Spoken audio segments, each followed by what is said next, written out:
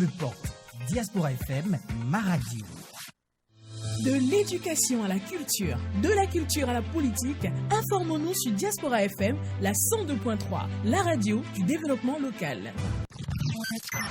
Diaspora FM Eden TV du groupe de presse international ITV, informez-vous autrement grâce à nos correspondants locaux et à nos veilleurs citoyens actifs sur le terrain au Bénin et à l'étranger. Diaspora FM, le journal.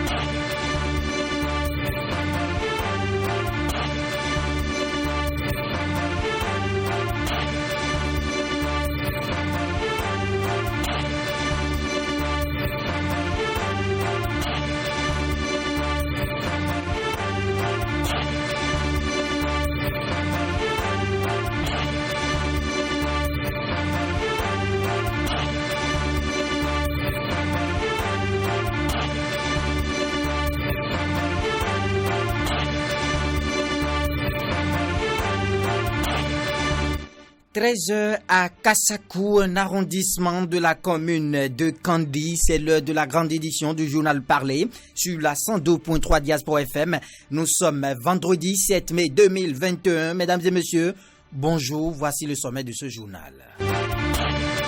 8 départements du Bénin bénéficient de la campagne contre la poliomyélite dès ce vendredi 7 mai 2021. Diaspora FM est allé faire le constat du démarrage des opérations à Gbetagbo dans l'arrondissement d'Akassato. Les ministres Saka Lafia et Alassane Seydou ne retrouveront pas leur siège au Parlement. Sollicités par le président de l'Assemblée nationale Louis Vlavonou pour l'interprétation de l'article 92 de la Constitution, la Cour constitutionnelle a rendu un avis défavorable. Ce jeudi 6 mai 2021, une fillette de 3 ans a été victime de viol. Le présumé auteur est un homme âgé de la cinquantaine. La scène s'est produite au quartier d'Erou à Bembereke dans le nord du Bénin. Voilà l'essentiel à développer dans cette édition. D'autres sujets vont meubler ce journal. On se retrouve juste après cette courte pause. Aristide Séti. Bienvenue à tous et à toutes et merci d'avoir choisi la radio africaine pour vous informer. Le Bénin a démarré aujourd'hui même vendredi 7 mai 2021 une vaste campagne de vaccination contre la polio de 3 jours pour la première phase dans 8 départements. Dans le département de l'Atlantique, tôt dans la matinée, les agents vaccinateurs ont démarré avec l'opération porte-à-porte. Voici le compte rendu. Ils sont déployés sur l'ensemble du territoire national pour faire vacciner les enfants de moins de 5 ans. Démarrée ce vendredi 7 mai 2021, cette campagne de vaccination contre la poliomyélite, organisée par le gouvernement béninois, va permettre d'éradiquer cette maladie contagieuse et grave. Et du coup, Léopoldine est un agent vaccinateur rencontré à Gbetagbo dans l'arrondissement d'Akassato. Ça a commencé effectivement, on vient de démarrer. Donc on est à l'école à côté. C'est les enfants de 0 à 59 mois. On veut faire vaccination contre la polio. Juste 2 gouttes de vitamines là, dans la bouche. Des agents mobilisateurs ont été recrutés et formés pour une réussite parfaite de la dite campagne. Oui, ça a effectivement commencé aujourd'hui. Nous sommes au début, nous sommes tout au début. Nous allons couvrir le village de Gbetagbo. Bon, moi, mon rôle, c'est d'amener les parents à faire vacciner les enfants de 0 à 5 ans. De les convaincre à faire vacciner les enfants de 0 à 5 ans contre la poliomyélite. Faut-il le souligner? La poliomyélite est une maladie qui se transmet d'un enfant infecté à un autre et qui les paralyse à vie. La première phase de cette campagne prendra fin le dimanche 9 mai 2021. Robert Amouzou, chef division information, éducation, communication à la direction départementale de la santé de l'Atlantique, justifie cette riposte contre la poliomyélite. La poliomyélite est une maladie grave qui sévissait dans notre pays. et cette maladie paralyse les enfants. La seule façon de lutter contre cette maladie est de donner la vaccination contre la polio à tous les enfants du même âge au même moment. Mais depuis 2001, on n'avait plus eu de virus polio dans notre pays. Et qu'il vous souvienne qu'on n'a plus fait de journée nationale de vaccination. Mais malheureusement, depuis 2019, on constate encore la présence du virus de la poliomyélite dans la sous-région en 2019. Et dans la même année, le virus a été détecté également dans certains départements du septentrion dans notre pays. Et en son temps, la riposte a été organisée dans ces départements. Maintenant, en 2020, un cas environnemental du virus a été confirmé à Maoulé, dans le département du littoral, précisément dans Cotonou. Et plus tard, 8 autres cas ont été confirmés dans le littoral et l'Ouémé. C'est ce qui justifie la présente riposte. Tous les enfants de 0 à 5 ans sont concernés par cette vaccination contre la polio. Nous avons la stratégie FIS dans les centres de santé et la stratégie mobile porte à porte, c'est-à-dire que les vaccinateurs passeront de maison en maison, de ménage en ménage pour donner les gouttes de polio aux enfants de 0 à 5 ans. Mais également, ils passeront dans les lieux de rassemblement tels que les églises, les écoles, etc. pour donner les gouttes aux enfants cibles. On va à l'hémicycle. L'Assemblée nationale a procédé ce jeudi 6 mai 2021 à la désignation de ses représentants devant siéger au sein du Conseil électoral, nouvel organe chargé de l'organisation des élections au Bénin, institué par le Code électoral, adopté en novembre 2019.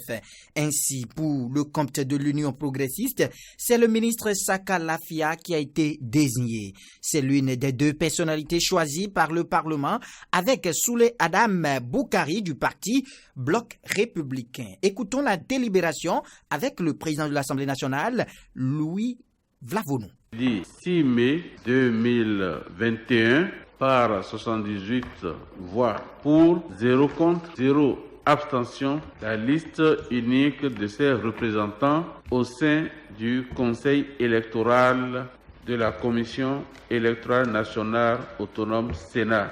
Il s'agit de messieurs Lafia Saka, représentant la majorité parlementaire, et Souley Adam Boukari Abou, représentant la minorité parlementaire.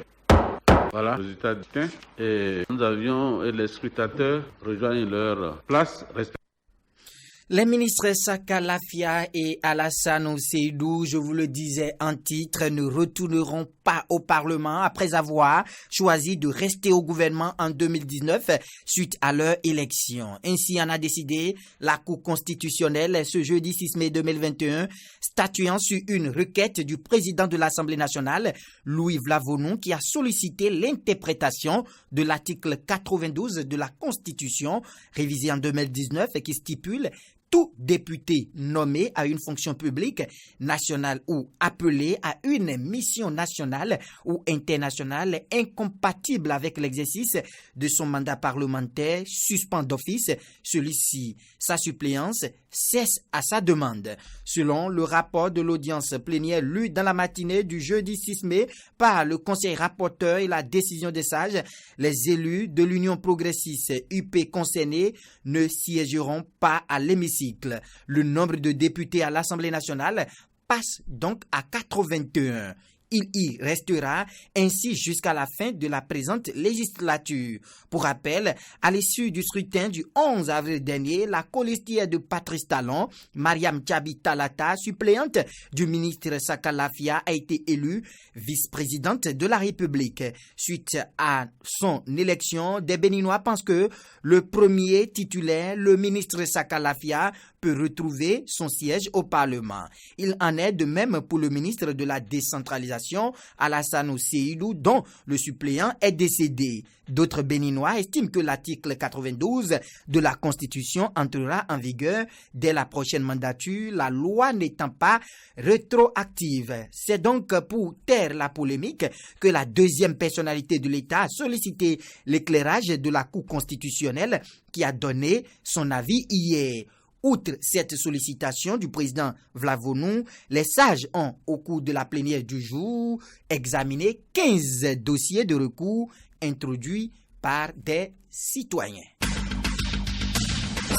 Cette édition se poursuit sur la 102.3, modernisation de la justice. Au Bénin, plusieurs réformes ont été initiées dans ce sens. Le ministre de la Justice, Séverin Quenom, au cours du After Work organisé ce mercredi 5 mai, a apporté des clarifications à propos des réformes en cours dans le secteur de la justice. Cano François Ngberento. Soirée after-work de vulgarisation des textes qui forment l'ensemble des réformes initiées autour de la loi portant modernisation de la justice au Bénin, conduite par le ministre de la Justice et de la Législation et ayant connu la participation des acteurs concernés. Ces assises ont été l'aubaine pour non seulement informer les justiciables sur les réformes entreprises, mais aussi de recueillir leur avis. Les réformes ont été conçues pour être mises en œuvre au profit des justiciables. Il est donc de bon ton qu'ils soient informés de ce qui a été fait et également opinent déjà que nous puissions à la pratique faire les ajustements qui conviennent. Donc, vulgarisation, ça coïncide également avec nécessité de recueillir les avis des uns et des autres. Pour l'amélioration du climat des affaires dans la maison justice, l'arsenal juridique adéquat a été installé selon le garde des Sceaux. Nous avons mis en place aujourd'hui tout l'arsenal qu'il faut, les décrets d'application ainsi que les arrêtés et circulaires. Donc nous avons envoyé les acteurs judiciaires en mission, mais avec le soutien et le concours de ceux au profit desquels ces règles ont été établies. Plusieurs communications ont été présentées aux participants pour leur permettre de comprendre les réformes initiées autour de la loi portant modernisation de la justice au Bénin. Ce qui a permis au ministre d'affirmer désormais que la machine étant lancée, l'espoir d'une nouvelle dynamique est permis. Nous voulons donc espérer que la machine étant lancée, qu'il y aura une nouvelle dynamique qui se crée pour accélérer, en tout cas pour conférer célérité au règlement des litiges qui sont soumis à nos juridictions. Les règlements des contentieux participent de l'exécution des contrats parce que ce sont les contrats inexécutés qui vont au tribunal et lorsque le tribunal a statué, c'est pour permettre à la partie qui n'exécute pas ou à la partie qui réclame exécution d'avoir son dû. Tel est donc l'objectif des réformes. Il nous faut donc avancer dans ces réformes, faire celles et réfléchir déjà et avec tous les acteurs, avec tout le monde des affaires, à ce qui peut être également fait ou ce qui doit être complété ou entrepris dès à présent pour améliorer le climat des affaires. Le Bénin étant un pays d'économie libérale, selon les dits du ministre Séverin Quenom, le gouvernement entend apporter son soutien au secteur privé pour une économie béninoise beaucoup plus performante. Merci à vous, Cano François Ngberento. Les responsables des fédérations sportives, membres du comité national olympique, ont préparé un atelier de formation ce 5 mai 2021. Objectif, s'approprier de nouveaux outils informatisés de travail appelés AFI-Perfo. Reportage. Un nouvel outil informatisé mis à la disposition des responsables des fédérations sportives béninoises, membres du comité olympique. Son nom, AFI-Perform. Cet outil facilitera, comme par le passé, le diagnostic et les résultats des performances managériales en vue de responsabiliser chaque fédération. Cet outil permettra à chaque fédération de donner les renseignements nécessaires concernant sa fédération de la manière la plus honnête possible. C'est en cela que votre responsabilité est engagée, chers amis des fédérations, parce que il ne sera plus question qu'on mette en place un jury qui, après collecte de tous les renseignements, devra passer sur le terrain, vérifier ce que vous aviez enregistré. Votre responsabilité après cette formation sera donc entière. C'est donc pour un meilleur usage de cet outil que ces dirigeants sportifs ont été conviés à cet atelier de formation afin de mieux répondre aux compétences requises.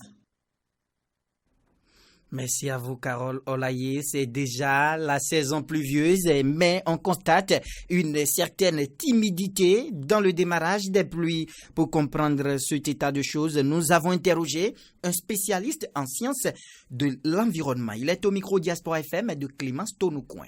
Au sud d'ici, nous avons 4 saisons, 2 saisons de pluie, 2 saisons sèches. Maintenant, on est dans la grande saison qui démarre normalement mi-mars jusqu'à mi-juillet. Normalement, c'est la grande saison. Et jusque-là, la saison a bien démarré. À mi-mars, les pluies ont commencé. Seulement, il y a une période, une courte sécheresse qui s'installe entre le démarrage chaque fois.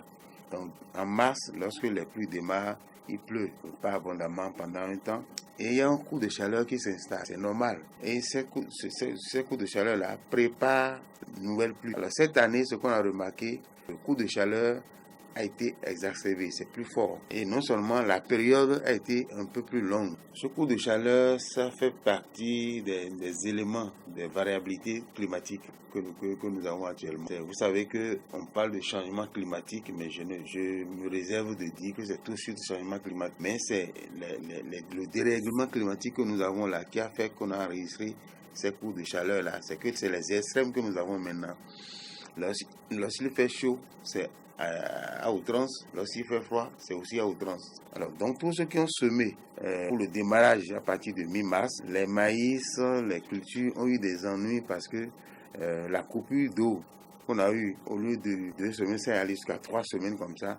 Ça a été vraiment un peu trop. Mais déjà, c'est corrigé. Normalement, c'est au mois d'avril qu'on a ces coups de chaleur-là. Mais suivi de grands vents. Lorsque on a les pluies au mois d'avril, vous avez plus suivi de grands vents. On a eu ça. Au mois de mai maintenant, les pluies sont plus fréquentes et c'est ce que nous allons enregistrer. Mais normalement, d'ici 3-4 jours, on doit avoir encore une pluie et de façon étalée comme ça, planifiée. Donc la timidité dont vous parlez, tout à fait normale. Les pluies démarrent, mais les pluies ne sont pas continues. Dès que ça démarre là, ça ne se pas continu jusqu'en juillet. Il y a toujours des coupures à l'intérieur. Nous avons cette information pour vous. Le gouvernement béninois entend rénover bon nombre de places publiques, vitrines des grandes villes béninoises. Une initiative que saluent les citoyens béninois qui ne manquent pas de faire des propositions pour une meilleure restauration de ces lieux pleins d'histoire. Suivons-les au micro de Carole Olaye. En tant que citoyen béninois, et à travers le projet d'action du gouvernement, le PAG, je trouve ça normal si effectivement le gouvernement en place veut récupérer ces endroits publics et les retransformer, c'est-à-dire les reconstruire pour que ça soit dans les cités modernes du pays. Alors je trouve ça tout à fait normal. Voyons très bien le travail que fait le gouvernement dans la reconstruction du pays, ça avantage beaucoup de choses. Donc je trouve ça tout à fait normal. Moi j'ai beaucoup apprécié parce que ce qui fait la beauté d'un pays, d'une ville, c'est les places publiques et avec des monuments, surtout quand c'est bien décoré. Et par exemple, ce qu'ils ont fait au Sénégal où il y a un géant homme et ainsi de suite, c'est très bon. Et ce qu'ils veulent faire ici maintenant, je ne sais pas s'ils veulent effacer ce qui était là, comme la place publique comment on appelle la place des martyrs. Il y a des monuments qui représentent la lutte de la révolution. Bon, je ne sais pas s'ils veulent effacer ça et amener ce qu'ils veulent, puisque pour le moment, on n'a pas encore eu de détails. Regardez la place de l'Étoile rouge. Ça, c'est notre identité. Si c'est enlevé carrément et qu'ils amènent ce qu'ils veulent, là, moi, je ne serai pas d'accord. Mais s'ils vont rénover et donner encore un bon goût à ce qui était fait là, ça sera bon.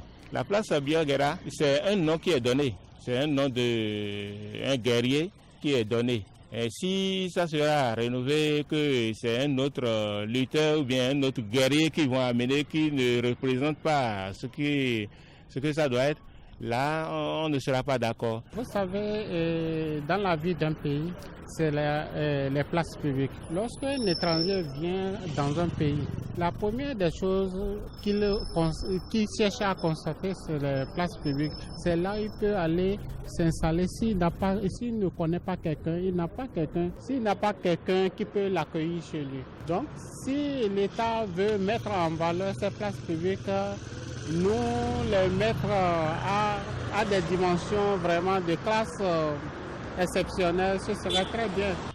C'est une bonne initiative. Rénover nos places publiques ne serait que de bon augure pour le développement du pays. En plus, il s'agira de rénover, mais aussi de penser aussi à l'entretien qui va suivre aussi. Parce qu'on constate que c'est souvent rénové, où certaines places sont rénovées, mais l'entretien n'y est pas, où ça redevient encore désastreux. Donc il faut y penser aux deux. Nous avons encore 2 faits divers avant de voir l'Inter. Ce jeudi 6 mai 2021, une fillette de 3 ans a été victime de viol. Le présumé auteur est un homme âgé de la cinquantaine. La scène s'est produite au quartier des Rois Bembereke. Un cas de viol signalé dans ce quartier. Selon la radio locale Nonsina FM, le présumé violeur aurait attiré sa victime avec des bonbons. Retrouvée après par sa mère, la fillette s'est mise à pleurer en citant le nom de l'homme, célibataire et résidant dans la même concession que les parents de la petite. Après une inspection sur le corps de la fille, la mère dit avoir constaté l'écoulement de sperme entre ses jambes. À l'hôpital, le médecin dit n'avoir pas constaté de déchirure. Néanmoins, il est constaté qu'il a vraiment tenté de pénétrer la petite jumelle de 3 ans, rapporte la radio locale. Et toujours dans faits divers, à Cotonou, plus précisément dans le département du littoral au Bénin, un trentenaire a été déposé en prison pour avoir essayé d'envoûter une jeune fille qui le repousse. Un homme en prison pour avoir envoûté une jeune fille. Selon les informations rapportées par une radio de la place, il est poursuivi pour administration de substances nuisibles à la santé. Fou amoureux d'une jeune fille de 23 ans qui refuse ses avances, le trentenaire a eu recours aux pratiques mystiques qui se font accepter par cette dernière. Du récit du média basé à Cotonou, l'homme qui dit être fatigué de se faire larguer a décidé de se rendre chez sa conquête avec une boisson qu'il a pris soin de mélanger avec une portion magique. Alors que la jeune fille ingurgite la boisson envoûtée, sa mère, contre toute attente, fait irruption dans la maison. Celle-ci remarque la présence de débris noirs sur l'emballage de la boisson que sa fille buvait et interpelle l'homme. Pris au dépourvu, il a fini par reconnaître les faits qui lui sont reprochés. Il a été par la suite amené au commissariat, présenté au procureur. Il a été déposé en prison. Les nouvelles africaines et internationales. Au Niger, une nouvelle attaque a tué 15 soldats et en a blessé 4 autres mardi 4 mai dans la région de Tillabéri à l'ouest du pays. Le ministère de la Défense l'a annoncé mercredi par communiqué. C'est la deuxième attaque d'envergure qu'aient su les forces armées nigériennes en 4 jours, portant le bilan à plus de 31 militaires tués. Le président malien de la transition, Banda, a rencontré jeudi à Bamako pour la première fois le M5, mouvement qui a contribué à la chute de l'ancien président Ibrahim Boubacar Keïta. Le porte-parole du M5 a été très critique à l'égard de la transition en cours et a demandé une rectification.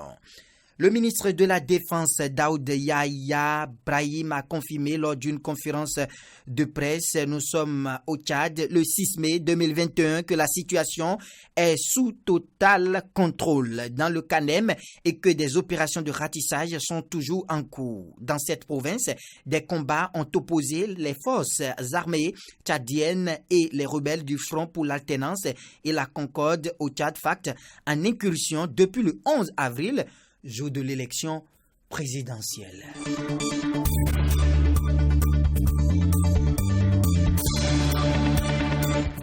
Merci infiniment d'avoir suivi cette édition qui referme ses portes.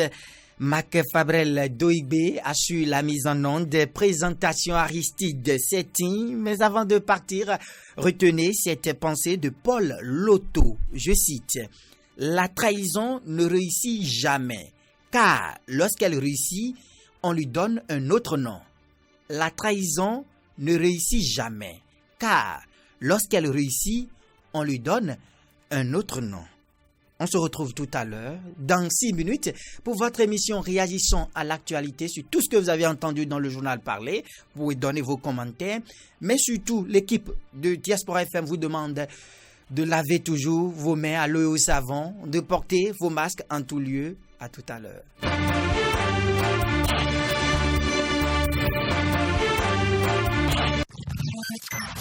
Diaspora FM et d'un TV du groupe de presse international ITV. Informez-vous autrement grâce à nos